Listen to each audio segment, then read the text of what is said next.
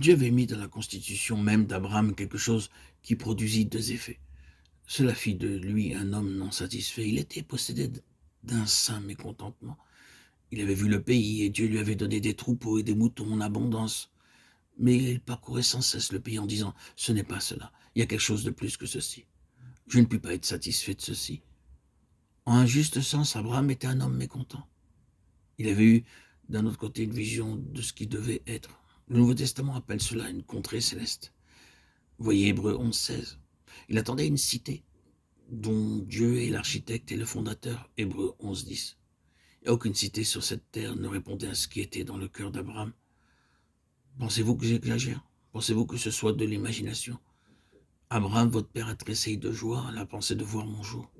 Il l'a vu, et il a été rempli de joie. Jean 8, 56. Abraham avait vu tout au travers des âges. Il avait eu une vision, et rien dans ce monde n'aurait pu satisfaire cette vision. Son cœur était toujours affamé. Il fut ainsi un homme qui ne s'établit jamais sur cette terre. Avançons, dit cette lettre aux Hébreux, ne nous arrêtons pas. Ne soyons jamais satisfaits par quelque chose de moindre que toute la plénitude de Dieu. Tel est son message. À la fin, notre marche est représentée comme une course. Nous participons à une course et le but et le prix sont devant nous. Ne nous arrêtons pas dans notre course et ne nous détournons pas. Courons avec persévérance dans la carrière qui nous est ouverte.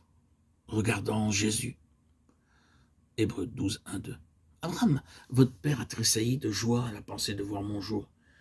Regardant à Jésus, ne nous contentons jamais de quelque chose moindre que la plénitude de Dieu. C'est pourquoi, frères saints, compagnons d'une vocation céleste, lorsque le Saint-Esprit a réellement sa place dans un cœur, ce cœur sera un cœur qui avance. Il ne s'arrêtera jamais à quelque chose de moindre que la plénitude de Dieu. Il y a deux sortes de mécontentement. Il y a de pauvres personnes misérables qui ne sont jamais satisfaits de rien. Elles sont toujours mécontentes et d'une mauvaise manière.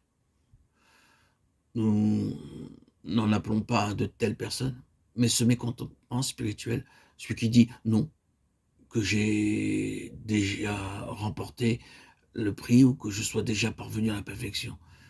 Mais je fais une chose, oubliant ce qui est derrière moi. Je cours vers le but pour obtenir le prix de la vocation céleste de Dieu en Jésus-Christ. Philippiens 3, 12, 14. Et ici, c'est la nature d'une vie vraiment gouvernée par le Saint-Esprit. Le Saint-Esprit est notre guide, le seul moyen efficace pour obtenir cette couronne et obtenir la victoire.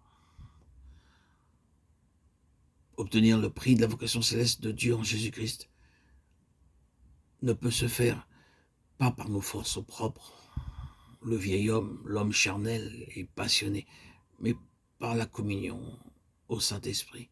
Ce Saint-Esprit que j'ai reçu moi-même et que tout enfant de Dieu a reçu et qui témoigne que Christ est vivant. Ce Saint-Esprit qui désire que nous obtenions la victoire. C'est pour cela qu'il faut renoncer à nous-mêmes, à notre volonté propre et être en communion avec ce Saint-Esprit. Cette vocation céleste de Dieu, c'est la nature d'une vie gouvernée par le Saint-Esprit, qui tendra toujours en avant pour posséder davantage le Seigneur.